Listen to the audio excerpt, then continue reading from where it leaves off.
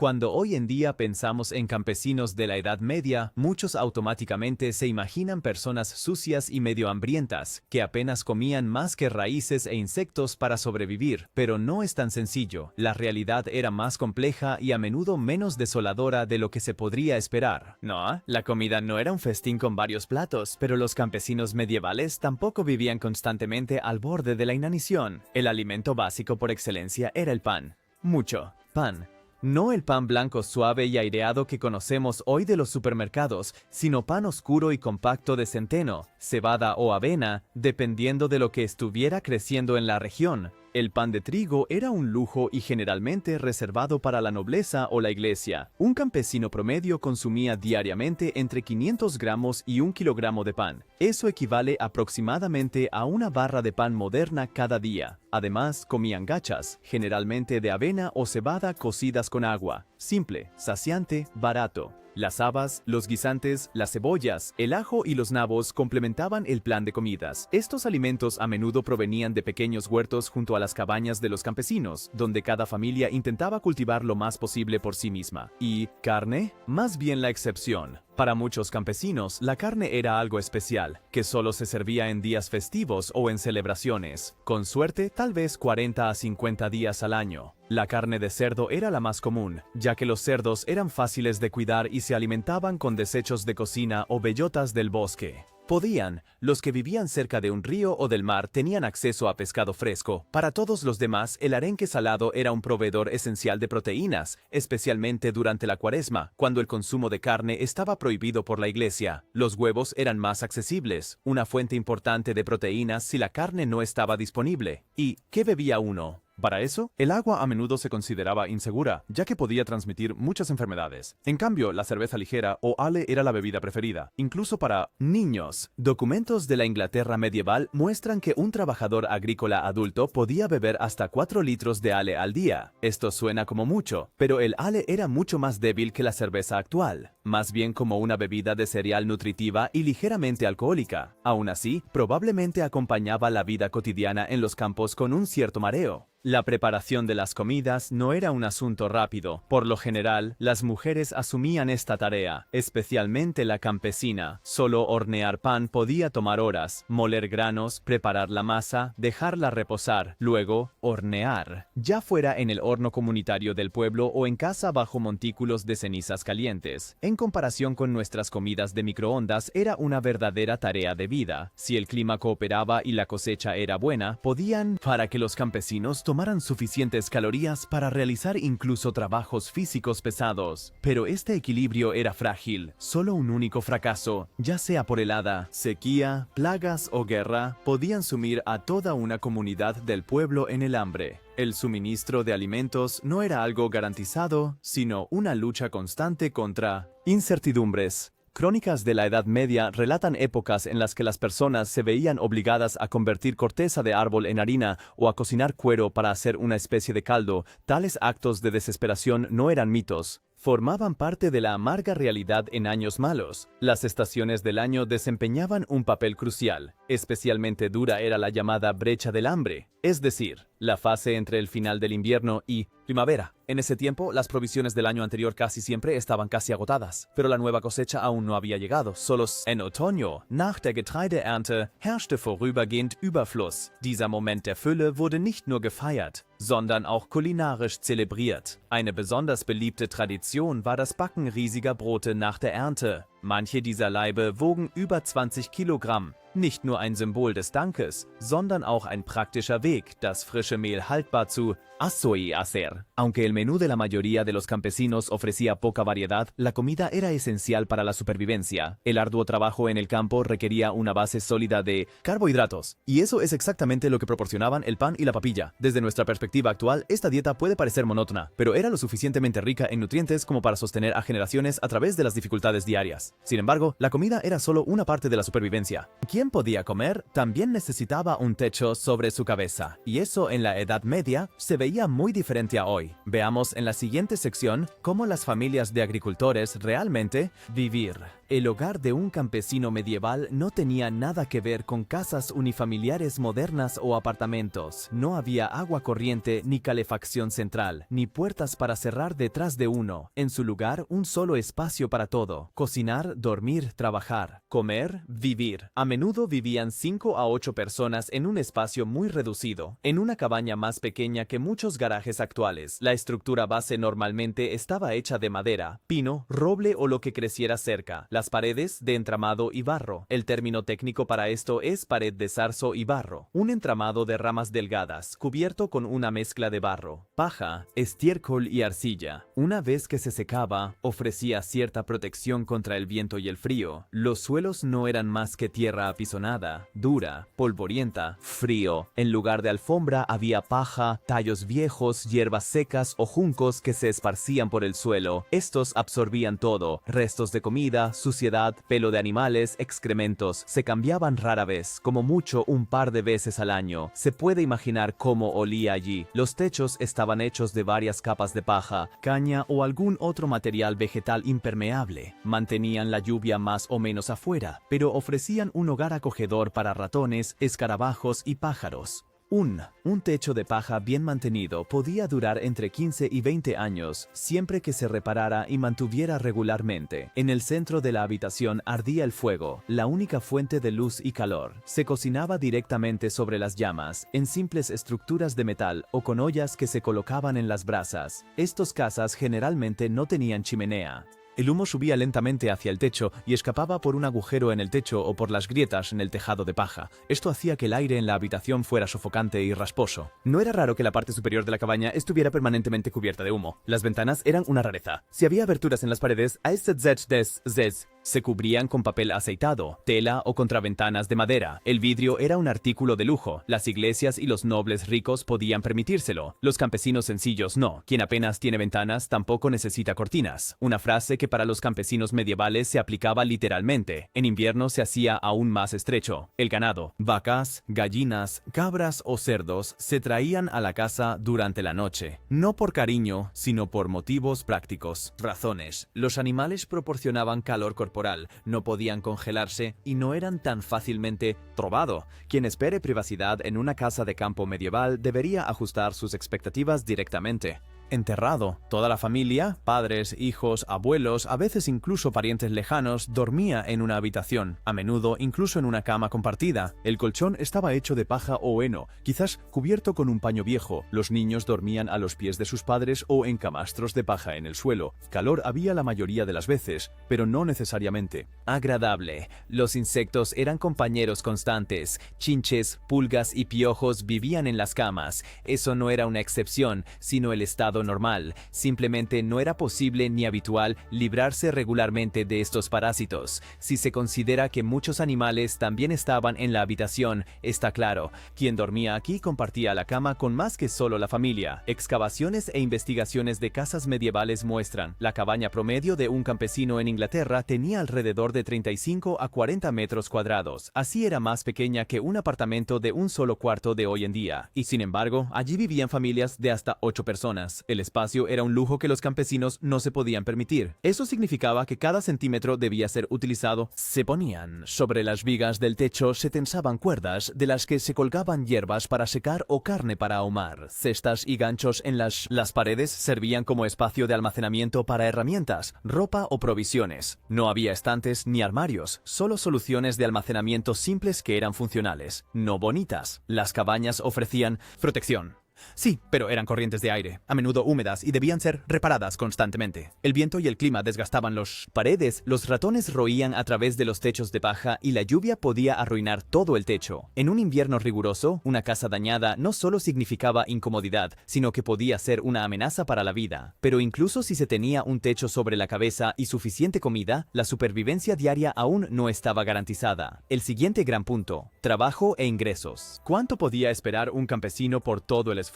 ¿Y era suficiente para vivir? La vida de un campesino en la Edad Media giraba casi completamente en torno al trabajo en el campo. Desde el amanecer hasta el atardecer se sembraba, se araba, se deshierbaba, se cosechaba, se reparaba o se ordeñaba, dependiendo de la estación. La rutina diaria no la determinaba el calendario, sino el clima y el ritmo de la naturaleza. Tiempo libre, solo cuando llovía o la iglesia lo permitía. En primavera se preparaba la tierra y se sembraba. En verano arrancar malas hierbas, regar y el mantenimiento estaban en el programa. El otoño era la época más importante. La cosecha debía recogerse antes de que llegara la primera helada. Y en el invierno no se descansaba, sino que se reparaban herramientas, se hilaba lana, se remendaban redes, se recogía leña o se seleccionaban granos. Siempre había trabajo. Quien no cultivaba su propia tierra encontraba trabajo en oficios artesanales, herreros, carpinteros, curtidores, molineros, tejedores. Todas esas eran actividades importantes. Las mujeres horneaban, elaboraban cerveza, cosían, cuidaban de los niños y los animales. Muchas de ellas trabajaban además como hilanderas o comerciantes. Los niños también trabajaban, a menudo desde la edad de 7 años. Cuidaban animales, recolectaban hierbas, traían agua o ayudaban en la cosecha. Pero, ¿cuánto se ganaba por todo este trabajo? Un jornalero no calificado en Inglaterra en el año 1300 ganaba 1 o 2 peniques al día. Quien estaba formado en un oficio, como herrero o un carpintero, podía esperar ganar de 3 a 4 pfennigs diariamente. ¿Qué significaba eso? En aquel entonces, un pfennig tenía significativamente más valor que hoy, pero eso no te hacía rico. Un pan costaba aproximadamente medio pfennig, un pollo 2 pfennigs, un jarro de cerveza alrededor de un penique, un trozo de tela para una camisa sencilla podía costar 3 a 4 peniques.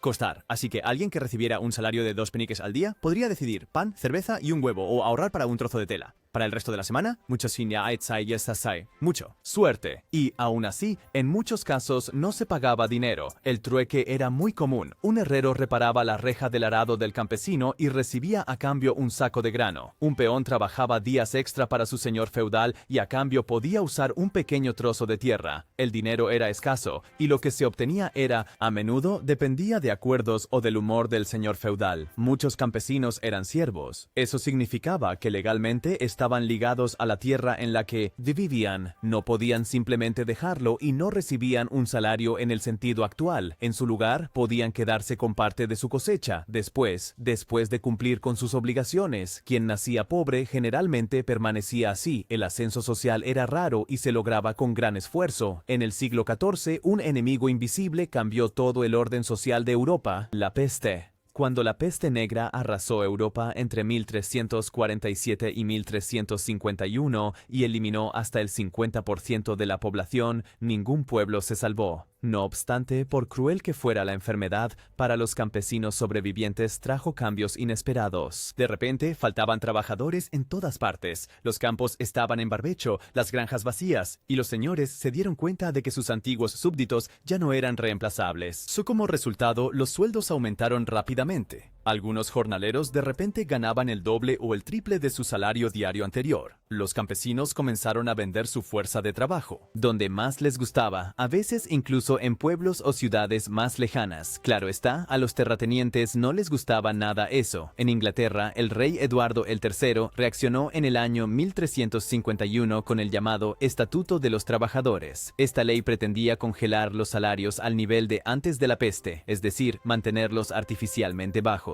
Pero como tantas leyes de salario mínimo en la historia, tenía un error decisivo. La gente no las cumplía. Los registros judiciales de la época muestran que muchos trabajadores infringían deliberadamente las normas salariales. Un albañil en Oxford, por ejemplo, fue condenado porque se consiguió un salario excesivo de 5 peniques por día más manutención, una especie de sueldo medieval con prestaciones adicionales. El mercado negro de trabajo había nacido mucho antes de que existiera la palabra. A pesar del aumento de los salarios, para muchos campesinos no cambió poco. La mayoría seguía viviendo en simples chozas, alimentándose de gachas y pan, y veían pocas posibilidades de mejorar sus condiciones de vida de manera duradera. La escalera social seguía siendo empinada y resbaladiza, ya que los problemas económicos no terminaban en el salario. Quien en el mundo medieval quería sobrevivir, debía enfrentarse no solo al hambre, la enfermedad y el trabajo duro, sino también a lo que todavía atemoriza a muchos hoy en día, los impuestos. Y las mercancías en la Edad Media no solo eran caras, sino a menudo absurdamente complicadas y despiadadas. Aquellos que creen que los formularios de impuestos modernos son complicados probablemente habrían perdido por completo la fe en la justicia en el medioevo, porque los campesinos de entonces no solo pagaban un impuesto, ellos pagaban muchos, y lo hacían con lo poco que tenían: su cosecha, sus animales, su mano de obra, a veces incluso con queso. Primero estaba la renta. La mayoría de los campesinos no eran propietarios de de su tierra, sino arrendatarios. Trabajaban en tierras que pertenecían a un señor feudal, generalmente a un noble o a la iglesia. A cambio, debían pagar tributos regularmente, dinero, productos como grano o huevos y, sobre todo, trabajo. Estas contribuciones podían ajustarse arbitrariamente, dependiendo de cuán generoso o codicioso fuera el señor en ese momento. Luego vino el diezmo de la iglesia. Esa era una especie de impuesto espiritual que exigía el 10% de todos los ingresos. Grano, frutas, animales, incluso miel. Y no, eso no era una sugerencia. Representantes eclesiásticos a menudo se presentaban personalmente para asegurarse de que nadie retuviera en secreto parte de la cosecha. A quien descubrían, le esperaba no solo un castigo terrenal, sino también la condenación eterna. Pero eso no era todo. Había una multitud de extraños impuestos locales. Quien quería casarse tenía que pagar. Quien moría también le costaba a su familia, porque en el llamado, Eriot permitía al señor feudal exigir el mejor animal o herramienta del fallecido, y cuando una hija se casaba, podía ocurrir que el padre tuviera que pagarle al señor un tributo por la hija, como compensación por la pérdida de una mano de obra. En algunas regiones, los señores feudales tenían el derecho de tanteo. Ellos podían decidir por sí mismos si querían comprar primero lo que un campesino quería vender, y eso a un precio que ellos establecían. ¿Suena injusto? También lo era. ¿Qué pasaba si no se podía pagar? Entonces se ponía realmente serio. Quien no podía cumplir con sus pagos podía perder su tierra.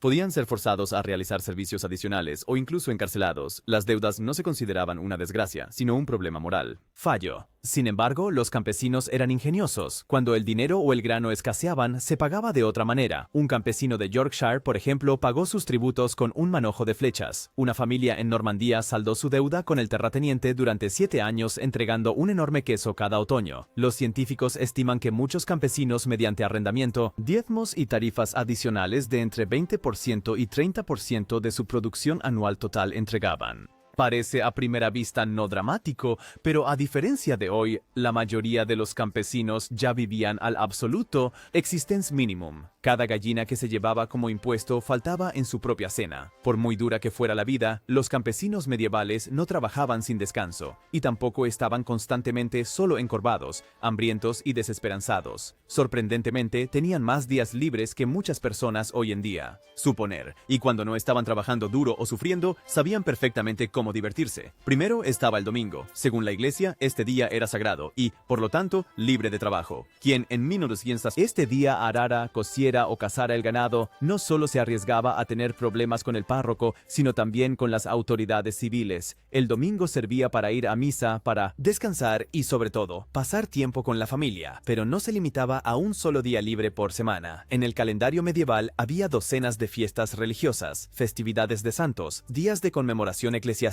ayuno y semanas festivas. Se estima que los campesinos tenían entre 40 y 60 días hábiles al año, en algunas regiones incluso más. Si un día festivo caía en domingo, a veces el lunes también se declaraba día de descanso. Sí, el puente medieval ya estaba inventado. Las grandes fiestas como Navidad o Pascua duraban a menudo varios días. Navidad, por ejemplo, iba desde el 25 de diciembre hasta el 6 de enero, las famosas 12 noches. En ese tiempo se trabajaba poco o nada. En cambio, se festejaba, se comía y, no rara vez, se bebía bastante, ya que la taberna del pueblo era el centro social. Aquí se reunían, bebían ale, cantaba, jugaba juegos e intercambiaba chismes y rumores. Las canciones de bebida medievales eran casi el karaoke de su tiempo, solo que con más versos sobre vacas, lluvia y frustraciones de las cosechas. El ambiente era ruidoso, alegre y a veces peligroso, porque los juegos físicos también eran populares. Fútbol, como se le llamaba, tenía poco que ver con nuestro juego actual. Aldeas enteras competían entre sí. El campo de juego tenía varios kilómetros de tamaño y el objetivo era llevar una pelota a través de arcos, arroyos o establos. No había árbitros, no había reglas y muchos moratones, manchas. Tantas que algunos gobernantes intentaron prohibir estos juegos porque eran demasiado brutales y supuestamente distraían del tiro con arco. La lucha libre era otro favorito. Jóvenes medían sus fuerzas ante el público. ¿Quién era el más fuerte del pueblo? Gloria, honor y tal vez una jarra de cerveza esperaban al ganador. Que ocasionalmente hubiera lesiones o incluso muertes, se aceptaba. Para almas más pacíficas había música y danza. Si bien los músicos profesionales eran raros, casi cada pueblo pueblo tenía a alguien que podía tocar la flauta, la lira o el tambor. En las fiestas se formaban círculos, se bailaba en grupos, jóvenes y mayores juntos, y cuando llegaba la noche todos se sentaban alrededor del fuego y escuchaban las historias de los antiguos. La imagen de la gente medieval sucia y maloliente persiste tenazmente. Campesinos con encías negras, cabellos enmarañados y sin lavarse durante meses. ¿Pero es eso realmente cierto? La respuesta es sorprendente. No, las personas en la Edad Media sabían muy bien lo importante que era la limpieza, aunque no tenían baños modernos. Faltaba. Lavarse era parte de la vida cotidiana. Los baños públicos eran muy comunes en muchas ciudades hasta el final de la Edad Media. Eran utilizados tanto por hombres como por mujeres, y a menudo incluso juntos. En las zonas rurales, bañarse era menos lujoso, pero aún así,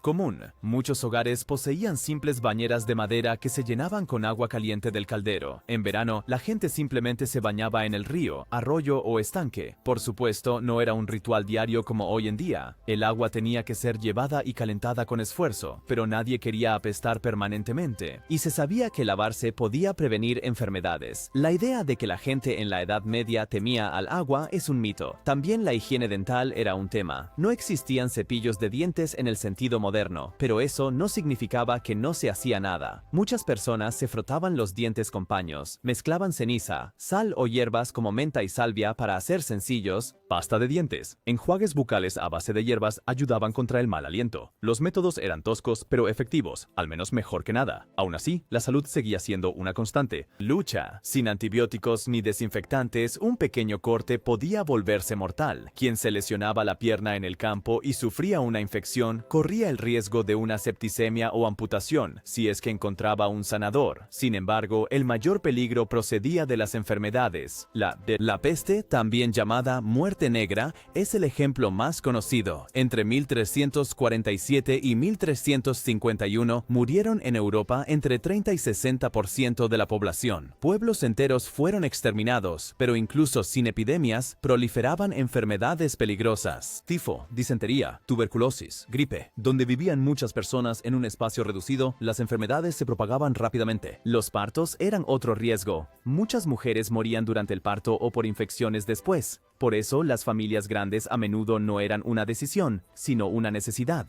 Muchos niños significaban mayores posibilidades de supervivencia para al menos algunos. También las enfermedades infantiles cobraban su tributo. En algunos pueblos, 2 o 3 de cada 5 niños morían antes de alcanzar los 10 años de edad. La esperanza de vida no era fundamentalmente baja, estaba en promedio en 30 o 40 años, principalmente porque muchos niños morían jóvenes. Quien sobrevivía a la adolescencia podía alcanzar los 50 o 60 años, especialmente si no terminaba en la guerra. Si crees que tu declaración de impuestos actual es complicada, entonces en la Edad Media probablemente te habrías desesperado con un saco de grano, porque lo que los campesinos tenían que pagar en aquella época, no solo era opaca, sino despiadada, y eso especialmente para aquellos que ya apenas tenían lo suficiente para vivir. La miseria comenzaba ya con el arrendamiento. La mayoría de los campesinos no eran propietarios de su tierra, sino los llamados siervos o arrendatarios dependientes. Cultivaban tierra que pertenecía a un noble o a la iglesia, y por ello tenían que pagar, a veces con dinero, a veces con parte de la cosecha, a veces con trabajo gratuito, los llamados servicios de corbea, y la cantidad rara vez estaba fijada. Si el señor quería más, entonces se llevaba más. Luego venía el diezmo de la iglesia, 10% de todos los rendimientos, los cereales, verduras, animales, huevos, incluso miel pertenecían a la iglesia, y eso no era un sacrificio voluntario. Representantes eclesiásticos revisaban los graneros de los campesinos y controlaban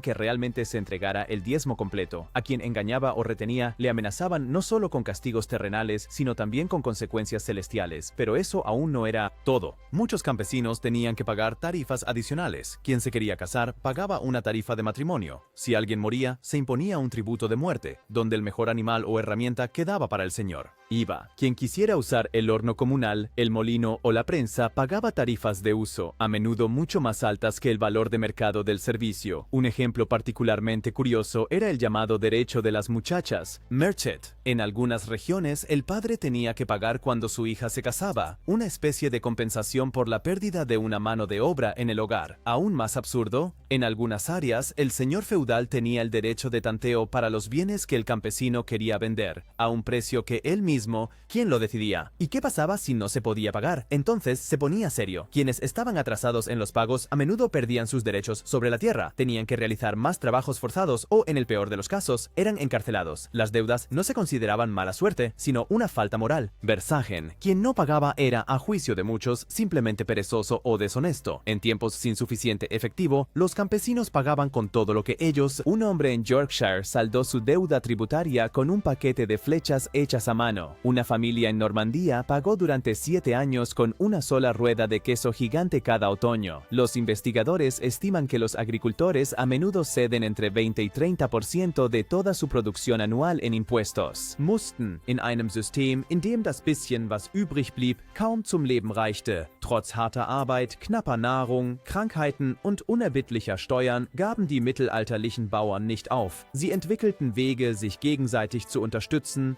y celebrar y, a pesar de todas las adversidades, conservar un sentido de comunidad e identidad. En un sistema que a menudo los explotaba, crearon un mundo propio con reglas, tradiciones y habilidades de supervivencia. Las comunidades de aldeas estaban estrechamente cuidaba die Kinder der Nachbarn. Madera. Si alguien se enfermaba, los vecinos cuidaban del ganado o de los niños. La comunidad no era un bonito deseo, era esencial para la supervivencia. En muchos pueblos existían los llamados círculos de préstamo, pequeños sistemas informales de préstamo donde los agricultores se prestaban entre sí granos, semillas o herramientas. La confianza era grande, no porque se pudiera permitir ser engañado, sino porque se sabía que mañana uno mismo podría necesitar ayuda. Auch Handwerk spielte eine Rolle. Wer spinnen, weben oder schmieden konnte, war nicht nur für das Dorf wichtig. Er konnte Produkte auf Märkten verkaufen, ein paar Münzen zusätzlich zu ganaban. Algunos se especializaban en el trueque o viajaban a regiones cercanas para conseguir cosas que en su propio pueblo faltaban. Muchos agricultores se sentían especialmente orgullosos de sus costumbres, canciones y historias. A través de ellas se transmitía conocimiento sobre señales del clima, plantas medicinales, comportamiento animal, pero también sobre valores morales y sentido de comunidad. Esta cultura oral era la memoria de la gente sencilla y a menudo era más sabia y compleja de lo que los prejuicios modernos sugieren. También los rituales religiosos y las fiestas fortalecían la cohesión.